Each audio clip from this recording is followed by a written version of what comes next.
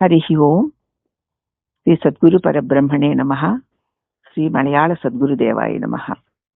స్వామివారి ప్రబోధలో ప్రజ్ఞానం బ్రహ్మ అను భావము తెలిసిన వారు ఆ స్థితిలో నుండి జారిపోవడానికి కారణం ఏమిటి?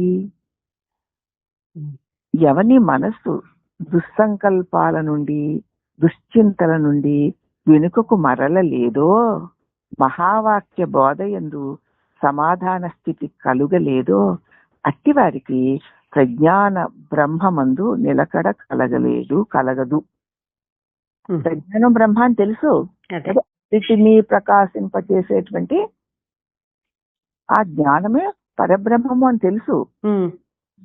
తెలిసినా సరే వాళ్ళు ఆ స్థితిలో ఎందుకు ఉండలేకపోతున్నారు? ఆ జ్ఞానాన్ని నేనే కదా, మరి దాని ఎందుకు ఉండలేకపోతున్నాము అంటే,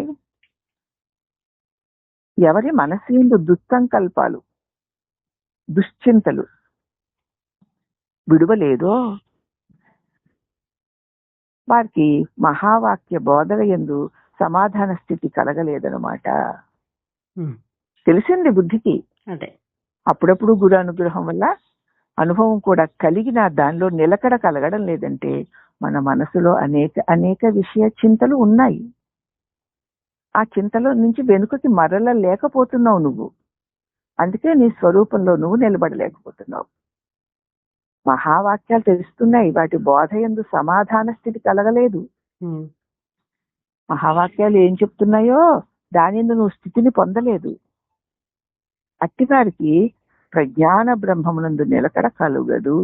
ఎలా కలుగుతుంది? ఇంకా నీ మనసు యందు విషయ చింతనలు మరి సంసారం చేస్తూ ఉంటే వాటి నుంచి నీ మనసు మరలకుండా వాటి వెంటనే తిరుగుతూ ఉంటే, నేను బ్రహ్మముని, నేను ప్రజ్ఞానమును, అహం బ్రహ్మాస్మి, అయమాత్మా బ్రహ్మ అని తెలిసినా వల్లే వేసినా నీవు ఆ ప్రజ్ఞాన ఘన స్వరూపుడవై సుస్థిరంగా ఉండలేకపోతున్నావంటే నీ మనసులో దుశ్చింతలు, దుష్ట సంకల్పాలు, విషయ వాసనలు కలగలేదు గనక వాటి నుంచి నువ్వు వెనుకకి మరలలేకపోతున్నావు. మహావాక్య ప్రబోధలో నీకు సమాధాన స్థితి కలగలేదు. అట్టివారు ప్రజ్ఞాన బ్రహ్మమునందు స్థిరముగా నిలబడి ఉండలేరు. శుభాశుభ ద్వంద్వ విషయాలలో శుభము అశుభము ద్వంద్వాలు కదూ. జీవితంలో శుభాలు కలుగుతాయి, అశుభాలు కలుగుతాయి. శుభాశుభ ద్వంద్వ విషయములలో నుంచి వేరై ఆత్మస్వరూపమునందు ఉపరతిని పొందిన వారికే ప్రజ్ఞానం బ్రహ్మ అను మహావాక్యం నందు నిలకడ కలుగుతుంది సుమా. శుభాశుభాలు కలిగిన, కష్ట సుఖాలు కలుగుతున్నా తప్పవు కదా, అది ద్వంద్వాలు. అంతే. శుభాలు వచ్చినప్పుడు పొంగిపోకుండా, కష్టాలు వచ్చినప్పుడు కుంగిపోకుండా, అవి వచ్చిపోయేవి. ఏది వచ్చినా అది పోతుంది.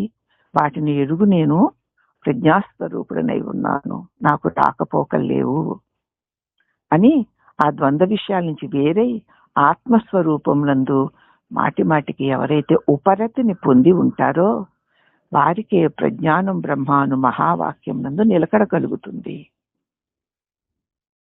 ఇట్టి జ్ఞానము కలిగిన వారు శుభకర్మలను ఒకవేళ త్యజించినను త్యజింపవచ్చును, తక్కిన వారు త్యజింపరాదు. ఇట్టి జ్ఞానము కలిగిన వారు కొంతమంది ఇంకా శుభకర్మలను కూడా వదిలేయచ్చు, అంటే మంచి పనులు కూడా.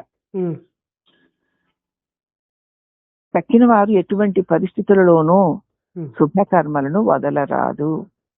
శుభకర్మల వల్లనే అంతఃకరణలోని దుస్సంకల్పాలు, దుశ్చింతలు తొలుగుతాయి అని గుర్తెరగాలి అని చెప్పి ఈ మహావాక్యాల్లో స్థితిని పొందిన వారి యొక్క స్థితిని పొందకుండా ప్రలోభాల్లో పడిపోతున్న వారి యొక్క స్థితిని కళ్ళకి కట్టినట్లుగా, మనసుకి అందుడట్లుగా, బుద్ధిలో నిశ్చయం కలిగేలాగా మనకి ప్రబోధ చేశారు.